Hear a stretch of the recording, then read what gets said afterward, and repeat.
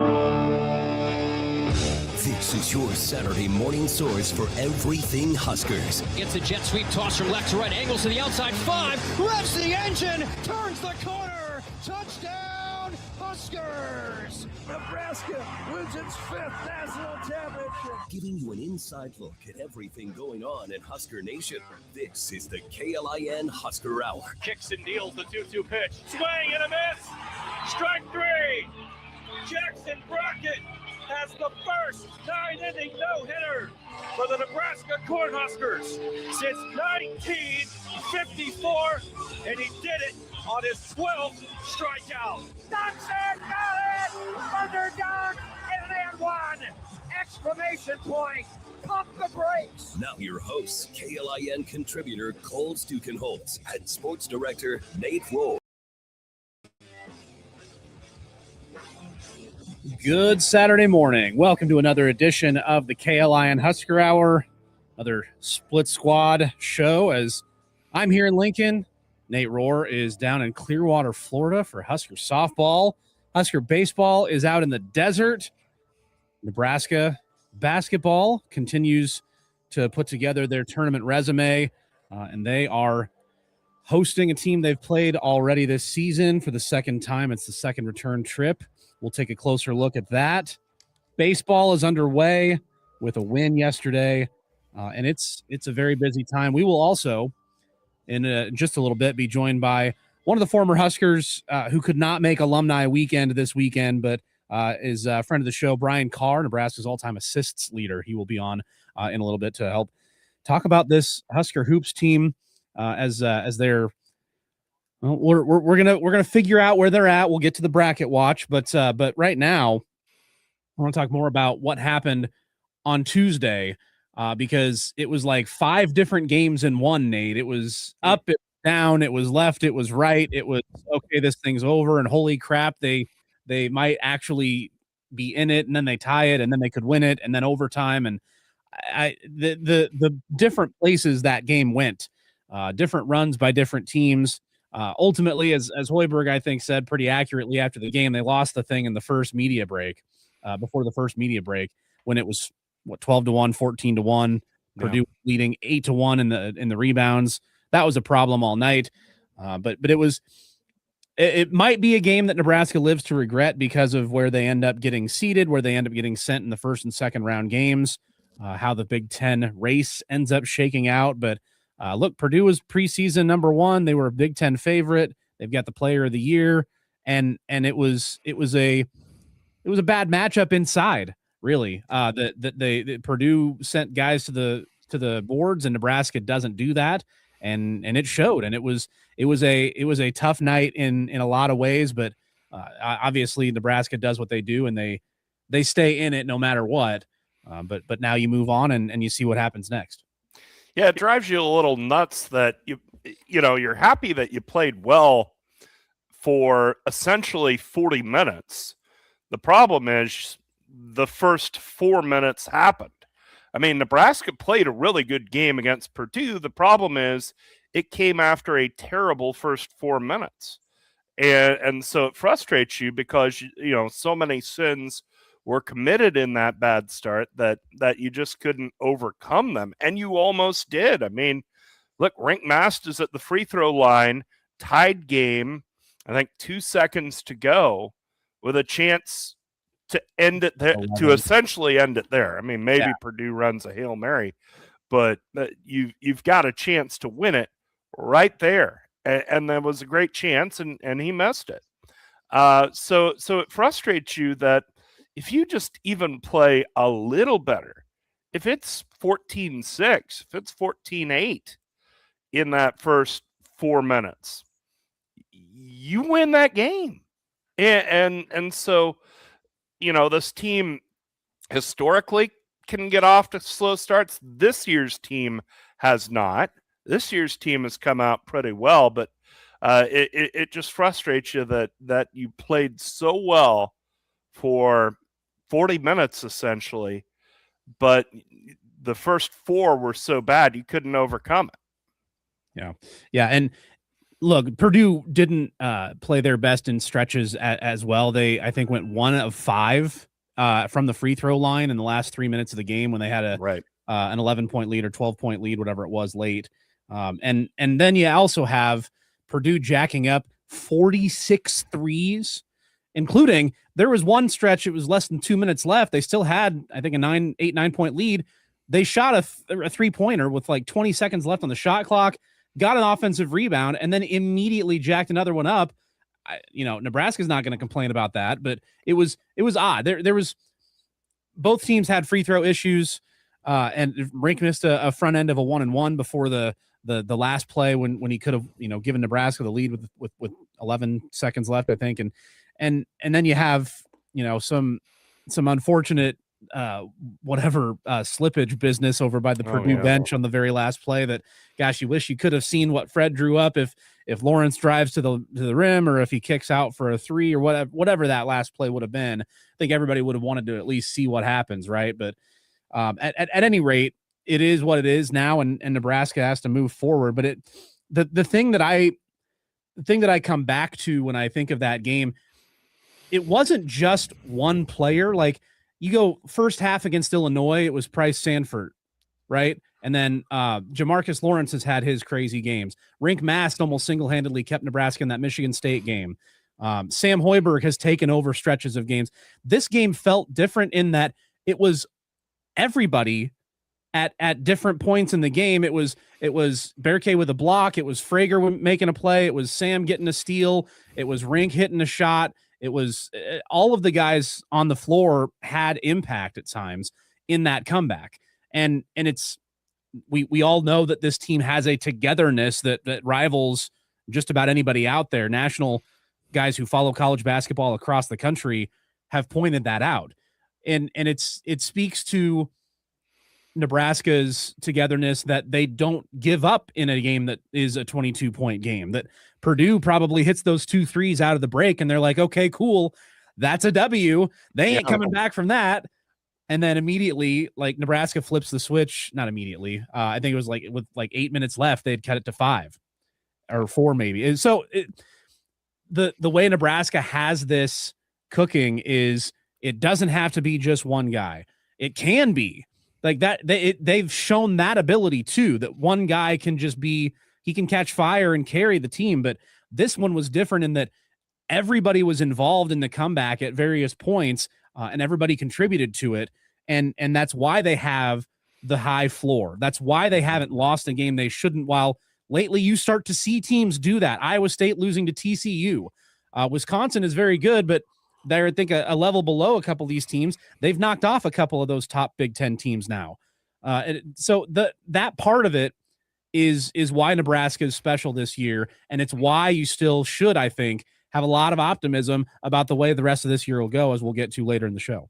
Yeah, you mentioned that it was almost everybody as a hero at one point or another in that game, and that's kind of the micro of this year for this team, because as you mentioned, there have been stretches where one guy or another, whether it's Sanford, whether it's Mast, whether it's Frager, whether it's Hoiberg, has carried this team, but it's usually in the space of a game. It's usually for 8 minutes, this guy carries the ball. And it was possession to possession against Purdue. And so to lose to a Purdue team, that in a lot of ways is a bad matchup for you because they're just big. And the Achilles heel for this team is a front line that can play pretty well. But in this day and age of college basketball, not many teams have that. So that sets up well. So you have a bad matchup, you played bad for 4 minutes, and you still had a chance to win the game. I mean, that's notable. And certainly the challenge now is to come out and play better today against Northwestern and then moving forward. But if you're thinking about this in the macro, in the larger sense of where can this team go and what can this team do, even though they've dropped 3 out of 4, I don't see any good reason to drop my expectations for them. There's nothing that happened in the 3 losses that tells me, oh, there they are. This is a fraud. This is a really good team. It just ran into some speed bumps, and they'll have the opportunity again starting today, but really through the rest of the schedule to build some confidence, get things going their way, and hopefully position themselves for a good seed in the NCAAs to where that road's a little easier for them to handle. Yeah, right now Nebraska's 7 games to go, and we've talked about this too, and we'll I'll break this down later on. Nebraska doesn't have any of those big 4, big 5, if you count them, left on the schedule. 6 if you count Wisconsin, which apparently is elbowing their way into the upper tier of Big Ten play with a couple of top 10 wins this week. But Nebraska is done with the best of the best in the conference, so they don't have to play any of those really difficult games. They do have some tests. Don't get me wrong. I don't think Nebraska is going 7-0 down the stretch here, but they don't have to take on Michigan State again. They played their one against Michigan. They played Illinois twice, and they played Purdue. So those games are back, and they beat Wisconsin by 30. That thing's looking really, really good every day. Sure. So that part of it gives you confidence. And the other piece to that is not only do they have games against teams that they should beat, they have won every single game this season against teams they should beat. That high floor is going to be very important. They have to maintain that if they want to get to where they want to go, if they want to have that short road trip they can bus to, or that Nebraska fans can caravan to, where you don't have to hop on a plane to Buffalo or San Diego or Portland, because that is now in the realm of possibility, unfortunately, with what's gone on elsewhere, as I'll get to. So it's incumbent upon Nebraska to not let this bother him. I know Fred Hoiberg talked about earlier. He usually has a lighter practice on that Thursday before a Saturday. He had him get a little physical because of that start to the game and that end of the game where Purdue was grabbing every rebound possible, and you can't have that happen again. Purdue is a little bit of a unique case. Kaufman-Wren is a block of granite, and then they've got 7-footers for days, and not everybody does that, but they're going to see teams like that again in the Big Ten tournament, and then potentially whoever they match up with in the NCAA tournament. So it is important for them to not lose that edge, to get right back on the right foot. And today against Northwestern, if you were watching earlier this week, you saw the kind of run that they could put together. They were up on Michigan by quite a few. I think they were up by like 12 or 13 at halftime. It was a bigger lead than that overall. Michigan put their foot on the gas and Northwestern just died off. But Northwestern's capable of testing you. And so that's something that they can't lose sight of. Yeah, let's be clear. These games get easier, but this is the Big Ten, and though Nebraska has a really high floor, the fact of the matter is pretty much everybody in this conference is a high floor sort of team. The separation is where's your ceiling. But if Nebraska plays around their floor, they'll still be in trouble. So they'll have to play well. I mean, they don't have to play perfect, but they have to play well against Northwestern. This is a Cats team that has already played them, and you wonder how much of a benefit that will be for them. And if that's sort of an equalizer, of course, that can be canceled out by playing at home. But, this isn't easy. And like you said, 7-0 over the stretch, though I think Nebraska is going to be favored 5 of the 7, 6 of the 7. 6, 7. But the fact that Nebraska is going to be favored in most, if not all, these games doesn't mean that it's going to be easy for them to win out or win 6 of 7, 5 of 7, whatever it is. So they're going to have to bring it today. There's no question. But if they do, you really like their chances. Yeah, I totally agree. And Nebraska takes on Northwestern here on KLIN at noon.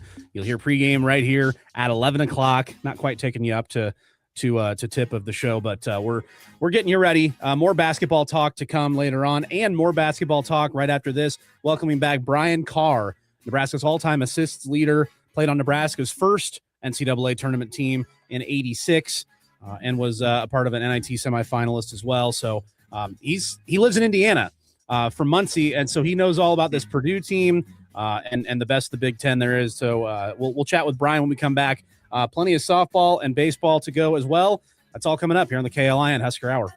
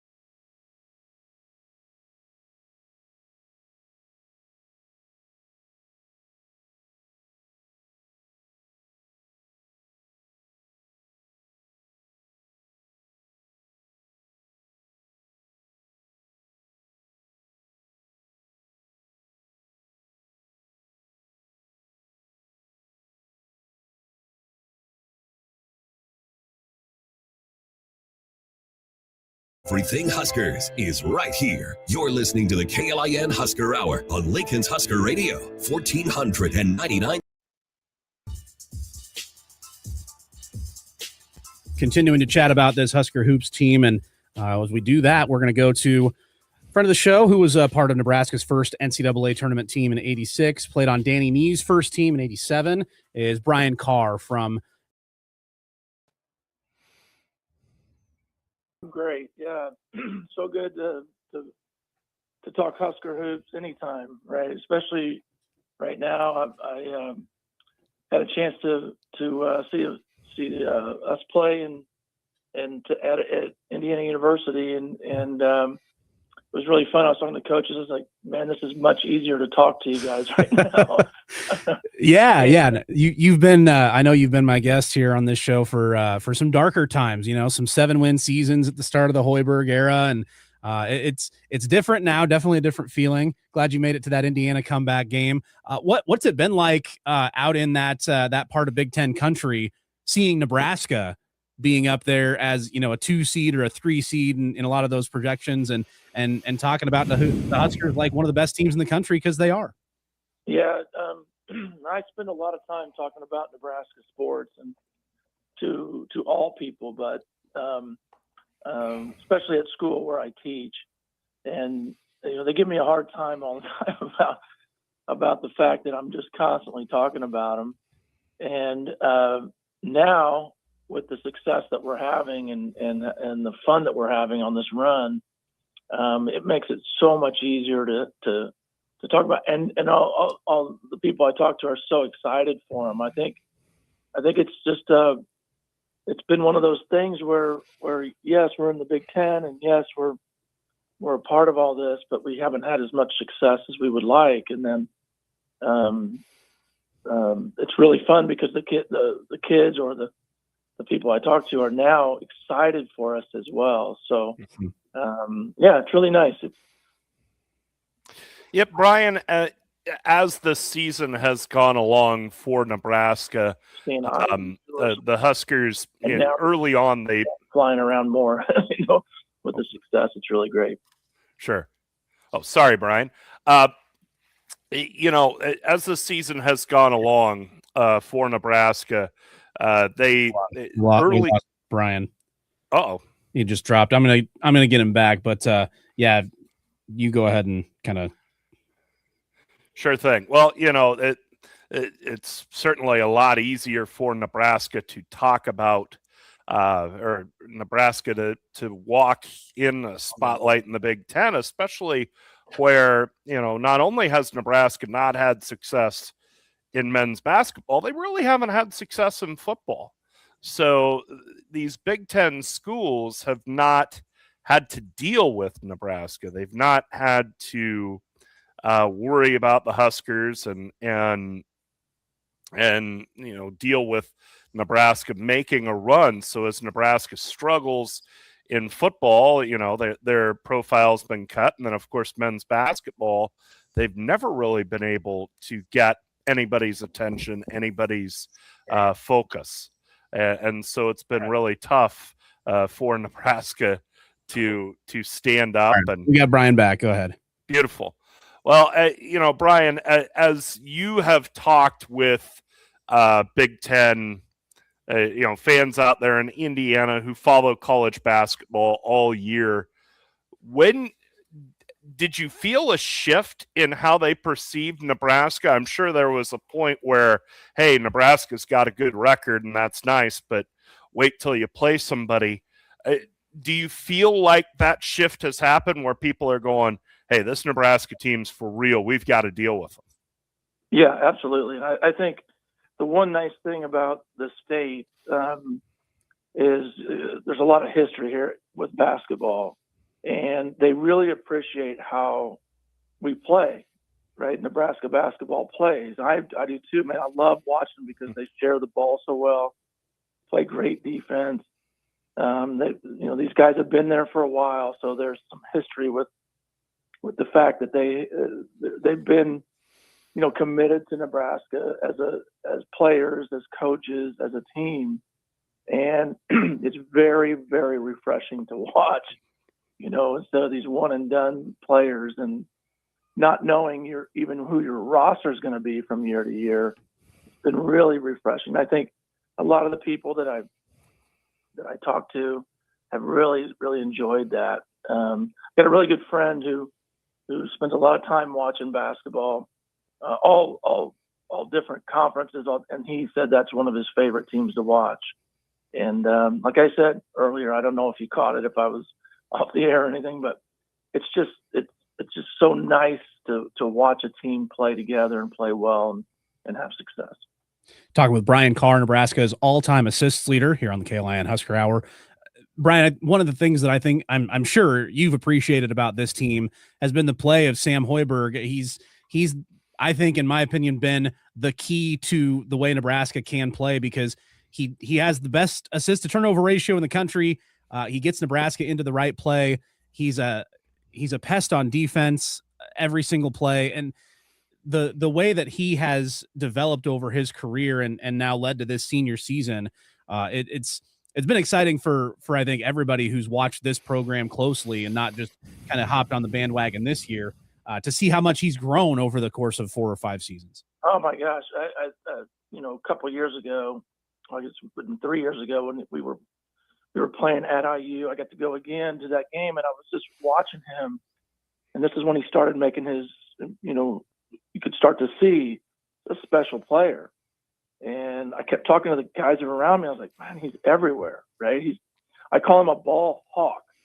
He is everywhere the ball is, he seems to be in the right place, making a difference. And whether it's defensively, just a pest, right? He's all over the place. Or offensively, man, I wish I had his assist to turnover ratio when I was playing. That's for sure. I'm sure my coaches did too, but he is so special. I got a chance to talk to him after the game this year, and just was thanking him because it's a joy to watch him play each and every night. But that's a testament, right, to how hard. I mean, look how bulked up he is. I mean, he's obviously been in the weight room a bunch too. So all that said, he is just like I said, is a joy to watch, and kind of what Nebraska basketball is about right now is just that tough, hard-nosed. Doesn't matter how big you are, small you are, whatever. He just gets after it. Makes it really fun. It's no secret that this team is trying to do something that no Husker men's basketball team has done before, which is win a game in the NCAA tournament. You were part of the first team to go to the NCAA tournament in 1986. What pressures, what difficulties does that bring out when you as a program are trying to do something that's never been done before at that school? Yes, the first 70 some years in your case, and the first 100 some years in the case of this team, that wasn't you. But at the same time, you hear it from people. Never been done before. We've never done this. How do you deal with what I would assume would be the added pressure of going where no Husker team's gone before? Yeah, I think this team, with the experience they've had in a Husker uniform from player to player, I think that's going to be key to getting a win in the tournament. I think that helps them so much. I mean, like I said, at the IU game, we're down 16, come back and kind of cruise to the victory at the end.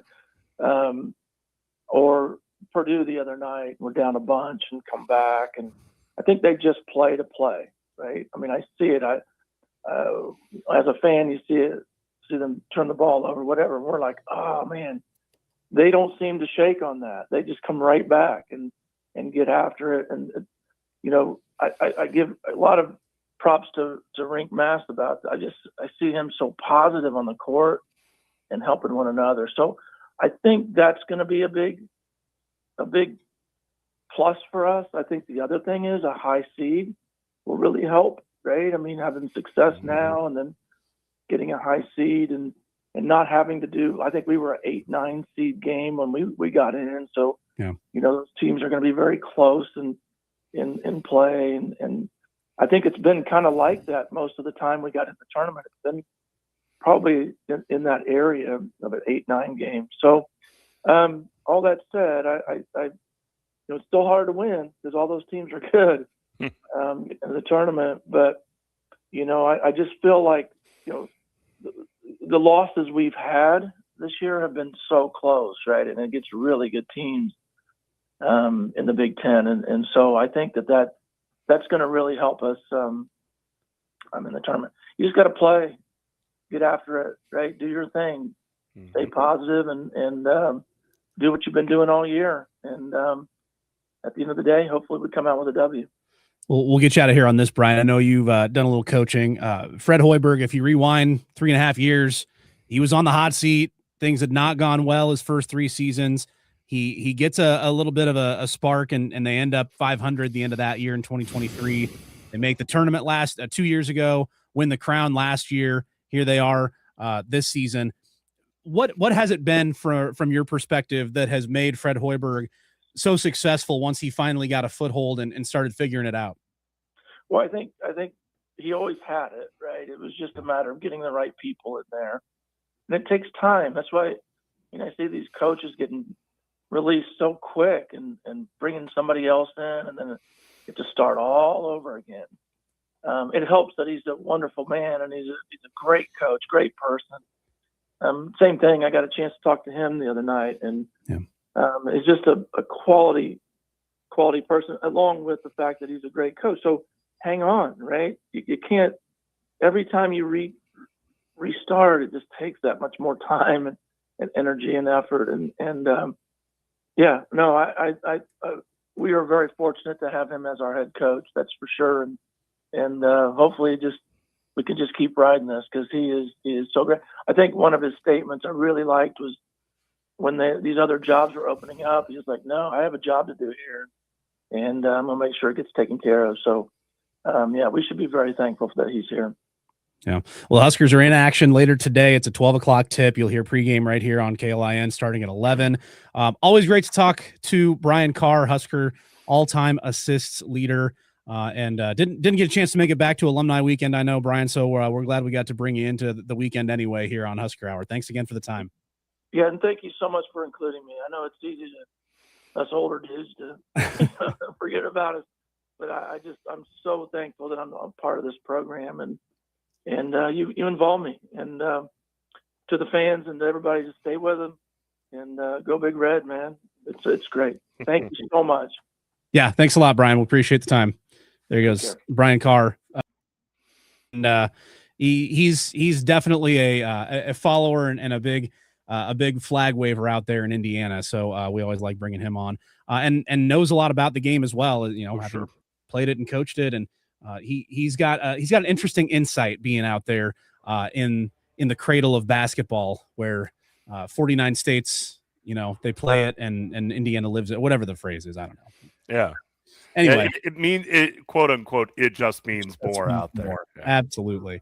Well, you know what? Softball means more down in Florida, because that's where Husker softball is right now. We'll get Nate's report on what's gone on so far, what is happening with this team. They've got ranked wins, but they're still 500. We'll get your thoughts when we get back here, and baseball to come as well, and a check-in on women's hoops too. That's all ahead here on Husker Hour.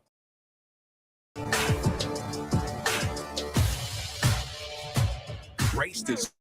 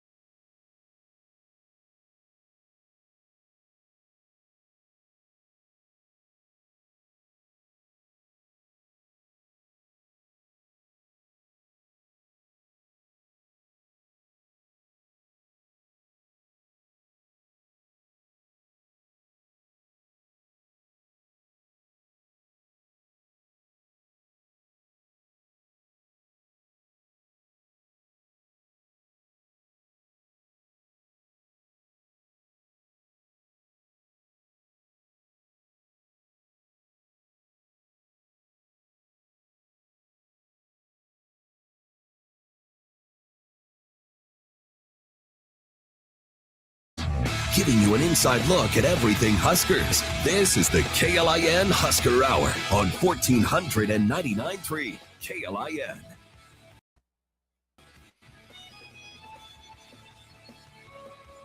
We are live on the StreamYard. You can check us out on all the KLIN socials, Facebook, Twitter, YouTube, as well as the KLIN Husker Hour Facebook page. Big thanks to Brian Carr, who just joined us from out there in Indiana, stuck out there in Big Ten country, but he flies his Husker flag with pride. Always going to catch up with the all-time assists leader. And we're I'm gonna be the guy playing point. I'm gonna kick it out to Nate Rohr, who's out in Clearwater, Florida, with Husker softball.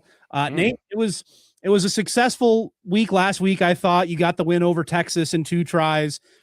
Tough break to lose that last one against Washington, but so far down there, 1-2. You're now 500 on the season. Jordy Fromm's not had her best stuff, I guess you'd say, and it's been a little bit of a struggle. What have you seen from your perch? Well, yeah, I would say Jordy hasn't been at her sharpest. She's still been pretty good, but you also feel like Jordy sometimes needs some time to warm up into a season and get herself settled in. I think that's what's happening here. Alexis Jensen has shown promise, but I think she's also shown that she's got a ways to go to be the pitcher that you hand the ball to every time it matters, and trust that she'll be able to pitch well enough for you to win. The offense has been a little strange because Nebraska's averaging just under 6 runs a game against a really tough schedule.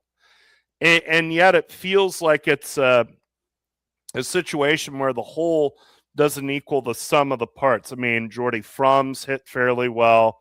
Hannah Cammonson has hit well. Jessie Farrell right out of the box has been able to hit at the power 4 level. But it feels like this lineup is really thin right now. Ava Kuzak's not been able to get it going to this point. Samantha Bland has gotten off to a slow start, and that can be somewhat attributed to the fact that she was battling the flu all last weekend. Hannah Core is still fighting her way. And this is really the first time that she's been a regular, to where, you know, she wakes up every day and knows the odds are going to be good that she's going to be in the starting lineup. So, you know, those 3 bats, I think, really need to get cranking for Nebraska if the Huskers are going to go where they want to go, to Oklahoma City, because I think Jordy Frum's going to be fine. I think they have enough pitching. I think Jensen's going to come along quickly enough to where she can pitch better at a college level. And right now, I think she still has it in her head that this is high school and she can blow it by people. And it has worked some, but she's also given up a lot of home runs. There's nothing you can do to defend a home run. But I think she'll develop. She'll be fine. She has the stuff to pitch successfully at the college level. And Hannah Cammonson, for her part, has pitched fairly well in limited tests. So you have 3 pitchers that I think you can win with. It's just this offense needs to get going and needs to hit at the level that we expect them to if this team's going to win. And, you know, there's a lot of difficulty in the schedule, but, you know, the toughest part is here you are, a northern team. You know, you're getting limited time outside to practice. You're traveling all the time, and you're having to play your best ball right out of the box. And so it's a degree of difficulty that's even stepped up from the rankings that you're seeing in the national polls. And so this team's still dealing with that. You know, I thought 3-2 last weekend was pretty good. Yes, you get greedy after you beat Texas the first time, but 3-2 that weekend is pretty good. 3-2 this weekend against 4 ranked opponents, including 2 in the top 5, would be really good. Now it would be great. That Georgia game still hurts, still has a little sting to it, and it's kind of the first one where you really hurt over it. So if this, I mean, they face UCF today, which is, you know, a game they'd be favored in if Las Vegas took action on softball. Somebody's got it somewhere. Yeah, you can bet on this game somewhere if you're a true degenerate. But the point is that this team, you know, this is the one game you kind of penciled in and said, okay, you got to win this one, and especially where they dropped the Georgia game. And you're looking at number 1 Texas Tech, and we'll see if they throw Nigeri Kennedy tomorrow. I said this on Quick Kernels yesterday. This isn't a must win, but it feels pretty important to win. For a February game, just so you don't go into or through this weekend with a 4-game losing streak. I think, you know, you don't want this tough part of your schedule to get away from you. Yeah, it's interesting. We talked, you know, this season we've talked a lot about how Nebraska men's basketball has been a very high floor team. I feel like this Nebraska softball team's got a really high ceiling. Like you can see it. Their offense has clicked at times. They've got pretty good depth across the lineup, and they've got good pitching. Obviously, we know what Jordy's capable of, but it doesn't seem like they've got quite the high floor, right? So they've just got a lot of wide range of outcomes. And they got to find that consistency, and I think once they do, they'll be all right. But until then, yeah, they got to make sure they win the games they should, like this UCF one, and then take your shot against Texas Tech. Right, you got number 1 back-to-back weeks. That's pretty crazy. Yeah, and that's why this game is so important today. Is these chances? I mean, this isn't, you know, Rummy Tech to just show up, walk off the bus, and beat them. But it's as good a chance as you're going to have to get right, to get a win, to at least pull yourself within one game of 500 for the weekend. And the other thing that's kind of held this team back, as I mentioned, Samantha Bland's was sick last weekend, and you feel like she's getting her strength and timing back. Bella Bacon's been slowed by a back injury. It's just felt like, you're without Olivia DiNardo, who is such a big part of your offense last year, and she's recovering from elbow surgery. So it's felt like this lineup is a little thin, especially when Ava Kuzak, who you're counting on to be an All-American level hitter, has struggled out of the gate, and Hannah Core, who you were hoping could hit at least a plus level, at least a starter in the Big Ten level, hasn't done that yet. And you're hopeful that can come along for this team. Yeah. Nebraska is in action today. Nate's got the call on Huskers.com. It's a 12:30 first pitch against UCF. And then it's Texas Tech after that. Number 1, 2 weeks in a row. Let's see if the Huskers can take them down. Nate, I know you've got to run, so appreciate you joining on when you could this morning. And then, hopefully you can get a couple more this weekend down in Clearwater. Sounds good. Thanks for having me. We'll talk to you next week. Go Big Red. That's right. All right. We're going to get to a break here and get back with you. Baseball is underway as well. Baseball is out in the desert. They had their first game of the season yesterday. We'll tell you how that went. And then we will get to the bracket watch. Nebraska, where do they stand in the seeding, in KenPom, and all the metrics and the rankings? We'll give you that rundown right after this as well here on the KLIN Husker Hour.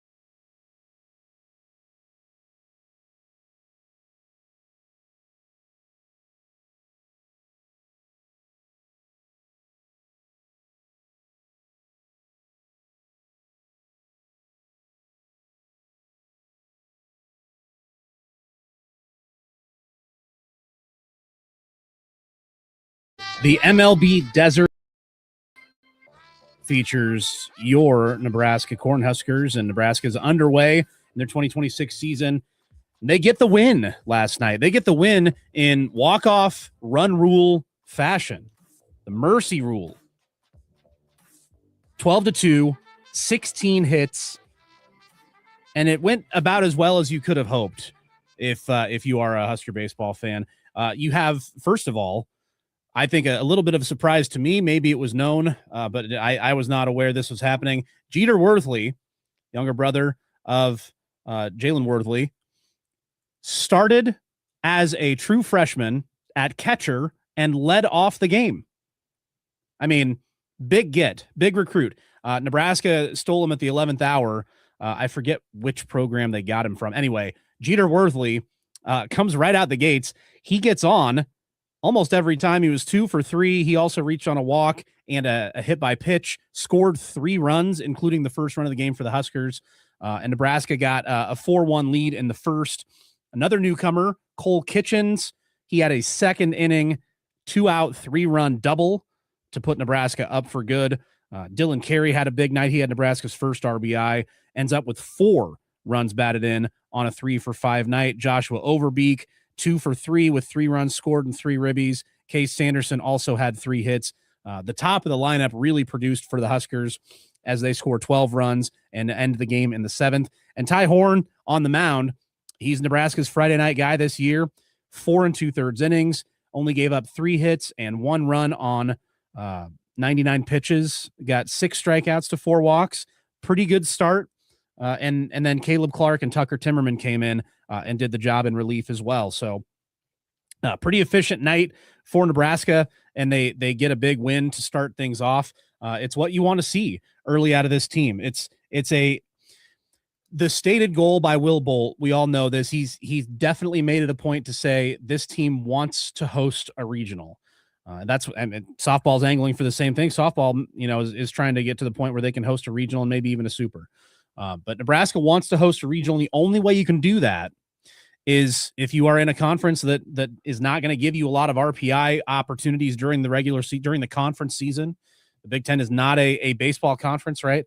You've got to win those early games that are going to be against good teams. And UConn consistently wins the Big East. I don't know that they're going to be one of the best teams Nebraska plays all season, but that is going to be a big win. That win's going to pay dividends down the road. The rest of the weekend, you've got Northeastern today at 7:30, Grand Canyon tomorrow at 6:30, and then Stanford on Monday. All these down in either Scottsdale or Mesa, Arizona.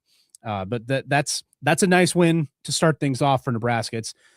They've had themselves positioned at times over the last few seasons, but they just haven't played consistently enough, and they didn't come out of the chute strong enough. So if you can end up 4-0, maybe even 3-1, I think you'd be pretty happy with if you're Will Bolt Company. And then next weekend, they're down in Arlington, Texas. They're taking on 3 pretty good teams, Louisville, Florida State, and K-State. And then after that, you've got a road series at Auburn, taking on an SEC school down at their place. So that's the early look at Nebraska baseball. And as I mentioned, Jeter Worthley and Cole Kitchens, big contributors as newcomers in the lineup. Jet Buck, another newcomer, pretty nice baseball name there, Jet Buck.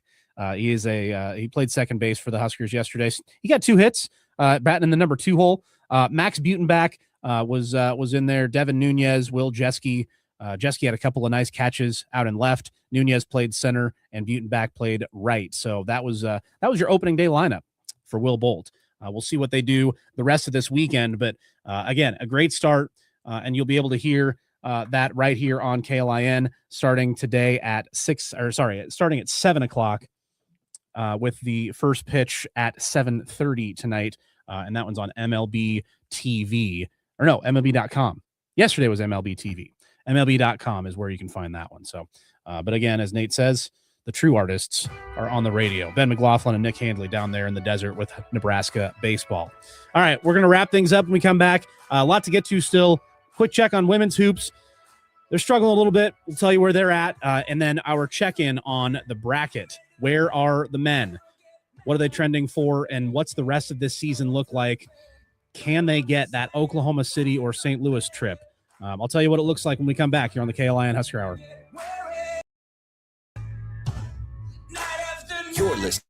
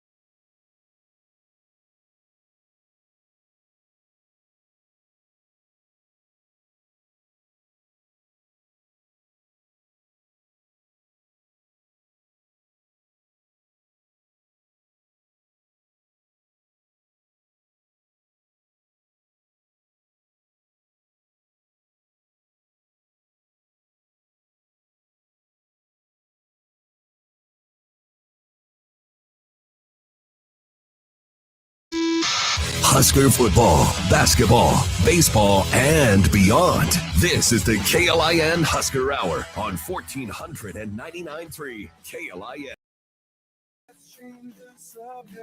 Husker men, we've talked a lot about them today. Husker women, they're still in the tournament picture, but it's not looking great as they've been on a really big slide lately. Nebraska lost on Thursday to Minnesota. They were down 21 at one point, cut it to 6, just couldn't quite get any closer. So they dropped that one. It's the 7th loss in 9 games for Amy Williams' squad. They're now 16-9, 5-9 in Big Ten play. They only have 4 games remaining, and the biggest one of those undoubtedly is coming up here on Monday. It is against Iowa.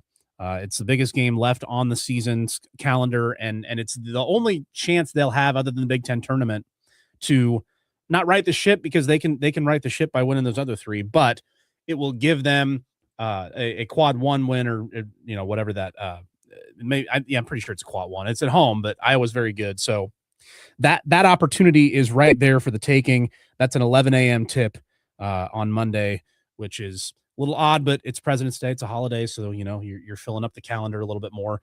So 11 a.m. over on B107.3. You'll hear pregame coverage starting at 10:30. So that's the women's check-in. They're looking okay for the tournament. They're getting closer to the bubble though. So just something to watch. As for the men though, yeah, that's right. Get ready for that sound, because we are just 4 weeks away from Selection Sunday, people. It is 4 weeks and a day, and we will find out Nebraska's tournament fate. And look, this was not a great week, and not just because Nebraska lost to Purdue. That's not a bad loss. But the flip side is, had Nebraska won that game, would have done wonders for their chances. As it stands, Nebraska is still in position for a 3 seed. Looking at bracket matrix, Nebraska is still on the 3 line, and they're right behind Kansas and ahead of Michigan State and Florida. They're still looking good in the metrics. KenPom, they're 14th. KenPom does not like Nebraska. The net, they've actually slipped quite a bit as well, which is interesting. They're 12th. Oh, no, sorry, refresh there. They're 11th now. And Nebraska has been as high as 5th in the net. They've never been that high in KenPom. I think the highest they got in KenPom was 9. What does all this mean, though, in terms of where Nebraska could end up in this first and second round weekend? Well, the problem is Kansas. Kansas has really come on, and Kansas is a candidate for St. Louis or Oklahoma City. They're about equal distance from both, just like Nebraska is. So Kansas beating Arizona, handing Arizona their first loss, that's tough. That one hurts. So you're going to need to watch out for Kansas. You want to hope they maybe drop a couple games. They're probably ahead of Nebraska in the pecking order, and let's be honest, the selection committee sees Kansas, sees Nebraska. I don't have any illusions about what they're going to do with those 2 teams when it comes to picking which team gets to stay closer to home, unfortunately. The other teams in contention for the Oklahoma Cities and St. Louis sites, so Houston, Illinois, Iowa State, Purdue, and Kansas, along with Nebraska. This is what they've got left. Nebraska, you're probably pretty familiar with where Nebraska sits. Biggest games left are at Iowa, at UCLA, and then they host Iowa as well. 7 games left for the Huskers. Everybody else has 7 left except for Illinois. They've got 6. Everybody else has to play one of the top 2 teams in the country. Big 12 and Big 10 across the board, right? So Houston, Iowa State, and Kansas, all 3 of them still have to play Arizona. Kansas and Iowa State have to play there, and then Houston hosts them. And then Illinois and Purdue both still have to play Michigan. Both of them get them at home. And then you also have Purdue still has to play Wisconsin. And then as far as the Big 12 teams, they've got a lot more tough. Purdue also plays Michigan State, I should mention. And then the Big 12 teams, Kansas has to play Houston. Houston has to play Iowa State. Iowa State have to play Kansas. Like those 3 are going round robin one more time. And then you also have Iowa State looking at matchups with BYU and Texas Tech. Iowa State's got by far the toughest road of these 5 other contenders. So Iowa State, let's lose some of those games. get you out of there. Illinois, I think they're looking pretty good. They have UCLA and Michigan are the toughest 2 games they've got left. They also play Indiana, USC, Oregon, and Maryland. They've only got 6 instead of 7. I think Illinois is probably looking pretty good. Houston, they've got a 3-game stretch after today where they go at Iowa State, Arizona, at Kansas. And then Purdue has Michigan, Michigan State, and Wisconsin. All 3 of those are at home, though. And then Kansas has at Iowa State. They host Houston, and they're at Arizona as part of their last 7 games. Nebraska's got the easiest road. As I've talked about, as long as they do what they should do, high floor team, make sure you don't stub your toe against a bad team. I don't see them finishing 7-0, to be clear, but if you can go 6-1, that would be phenomenal.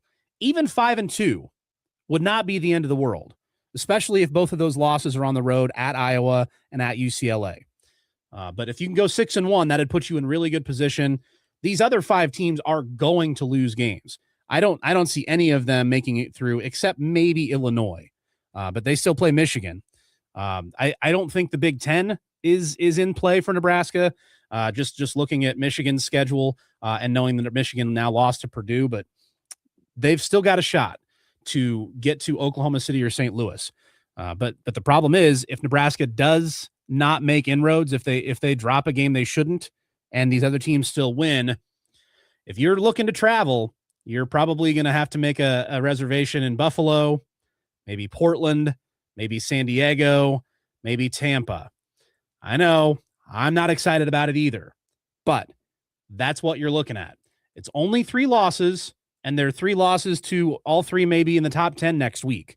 But that's the reality of the situation. So they are back in action again today. Nebraska basketball, the men, they play again at noon. It is an 11 o'clock pregame right here on KLIN with KP and Coach Smith. Again, the women play on Monday, 11 a.m. over on B107.3. Husker baseball's back in action tonight at 7:30. They're down out in the desert. You can hear pregame starting at 7. And then softball is 12:30. That one is available on ESPN Plus, but you can hear Nate's call on Huskers.com. All right, that is going to do it for us. Busy weekend ahead, busy week ahead. We will see what happens as Nebraska continues to play through the rest of their schedule. The game with Iowa is coming up for the men this week. So we'll check in on everything again next Saturday. Appreciate Brian Carr, Husker all-time assist leader, joining us earlier in the show. Thanks to Kenny Larrabee. Thanks to Nate Rohr out in Clearwater. I'm Cole Stukenholtz. Talk to you next week. Go Big Red.